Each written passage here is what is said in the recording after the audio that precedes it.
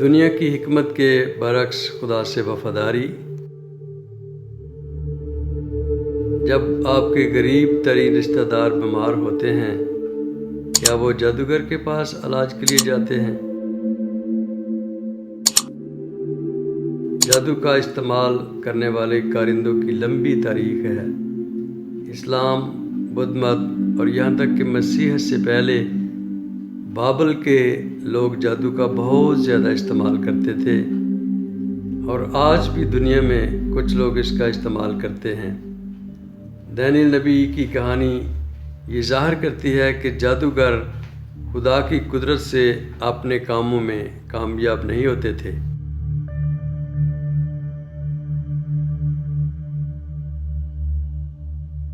دانیل نے بادشاہ کے حضور عرض کی کہ وہ بھید جو بادشاہ نے پوچھا حکماء اور نجومی اور جادوگر اور فالگیر بادشاہ کو نہیں بتا سکتے، لیکن آسمان پر ایک خدا ہے جو راز کی باتیں اشکارا کرتا ہے، اور اس نے نبوکدنصر بادشاہ پر ظاہر کیا ہے کہ آخری ایام میں کیا وقوع میں آئے گا۔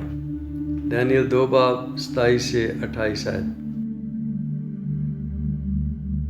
یہاں تک کہ دانیل نبی کے دور سے پہلے موسیٰ نبی کے ابتدائی ایام میں بھی جادوگروں نے خدا کے نبیوں کا مقابلہ کیا۔ انسان کو ہمیشہ جادوگروں کی طاقت پر یا خدا کے وفادار نمائندوں کی طاقت پر بھروسہ کرنے کا چناؤ کرنا پڑا۔ تب فرعون نے بھی داناؤں اور جادوگروں کو بلوایا، اور مصر کے جادوگروں نے بھی اپنے جادو سے ایسا ہی کیا، پر فرعون کا دل سخت ہو گیا، اور جیسا خداوند نے کہہ دیا تھا اس نے ان کی نہ سنی۔ خروج 7 باب 11 سے 22 آیت، جو 15ویں صدی قبل از مسیح میں موسیٰ نے تحریر کی۔ آج ہمارے ہاں حکماء کی ایک جماعت ہے جو سچے مذہب سے روشنی حاصل کرتے ہیں۔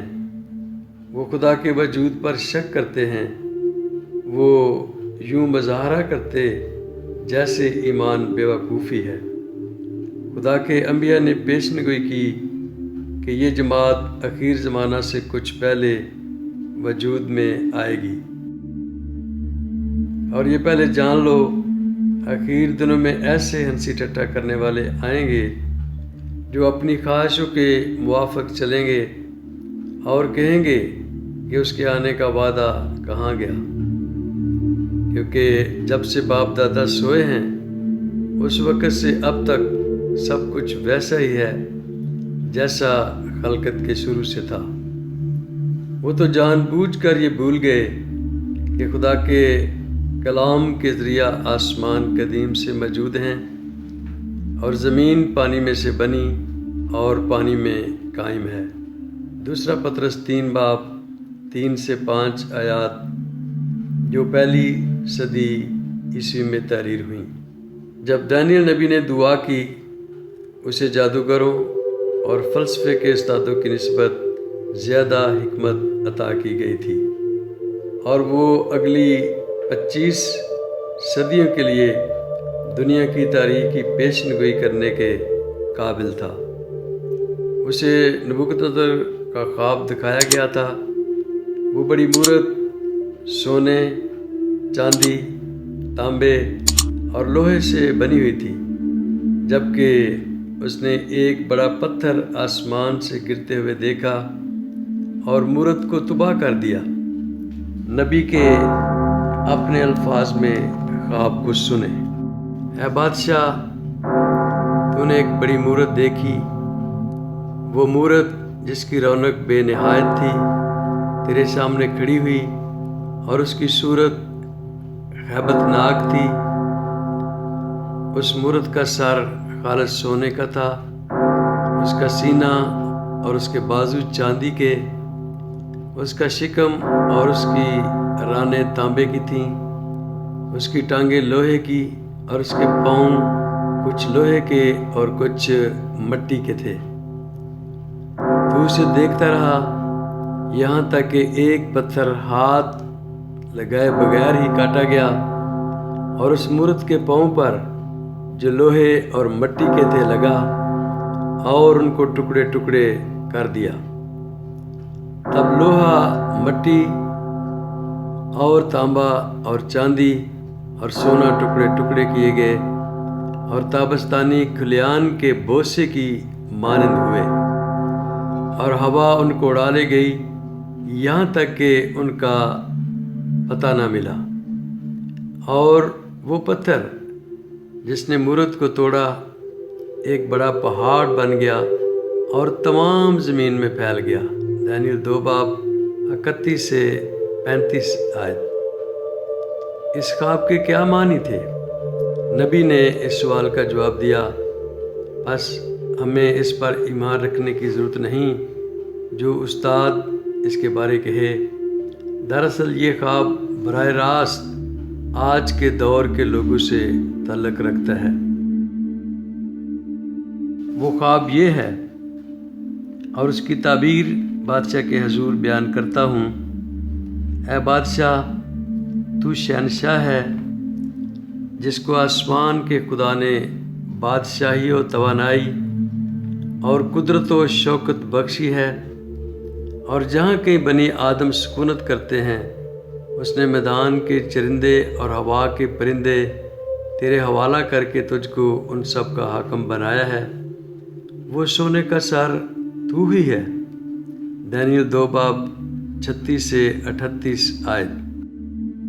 لہذا بابل کی سلطنت جو اپنی طاقت کے عروج پر، اس سرزمین پر جو اب عراق ہے، یہ سونے کا سر تھا۔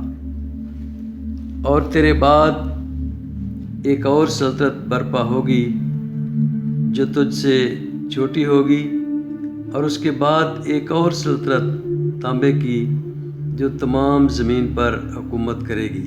دانیل 2 باب اس کی 39 آیت۔ اگر آپ تاریخ کے طالب علم ہیں تو آپ جانتے ہیں کہ شاہ فارس خورس نے، جو فارس کا قدیم ہیرو ہے، اس نے بابل کو فتح کیا۔ فارس چاندی کا سینہ تھا، اور 2 صدیوں بعد سکندر اعظم نے فارسیوں کو ایک فیصلہ کن انداز میں شکست دی، جس سے یونانی سلطنت کو راہ مل گیا۔ اس کے بعد روم نے یونانی ریاستوں کو لے لیا، اور جسے دانیل نے لوہے کی حکومت سے تشبیہ دی تھی۔ اور چوتھی سلطنت لوہے کی مانند مضبوط ہوگی، اور جس طرح لوہا توڑ ڈالتا ہے اور سب چیزوں پر غالب آتا ہے، ہاں جس طرح لوہا سب چیزوں کو ٹکڑے ٹکڑے کرتا اور کچلتا ہے، اسی طرح وہ ٹکڑے ٹکڑے کرے گی اور کچل ڈالے گی۔ دانیل 2 باب اس کی 40 آیت۔ دراصل روم نے انگلستان سے لے کر شمالی افریقہ اور مشرق وسطیٰ کی سرزمین جو سینکڑوں قبائل کی ملکیت تھی، حکومت کی۔ رومی اس بات پر یقین رکھتے تھے کہ ان کے بت پرست دیوتا مشتری نے ساری دنیا ان کو دے دی ہے، اور جتنی جلدی وہ اسے حاصل کر سکتے ہیں۔ لیکن رومیوں کی بت پرستی نے انبیاء کی کچھ تعلیمات کو قبول کیا اور بہت سے دوسروں کو رد کر دیا۔ اس کے ساتھ وہ مسیح کے پیروکار ہونے کا دعویٰ کرتے ہیں۔ یہ اس وقت ہوا جب روم چھوٹی چھوٹی ریاستوں میں بکھر رہا تھا، جو آخرکار یورپ کی طاقت بن گئی۔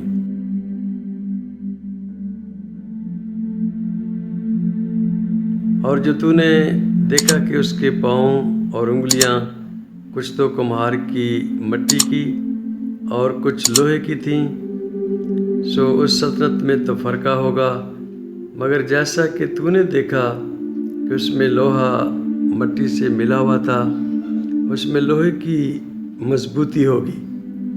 دانیل 2 باب اس کی 41 آیت۔ دانیل کو یہ دکھایا گیا تھا کہ یورپی قومیں پھر کبھی بھی ایک سلطنت نہ ہوں گی۔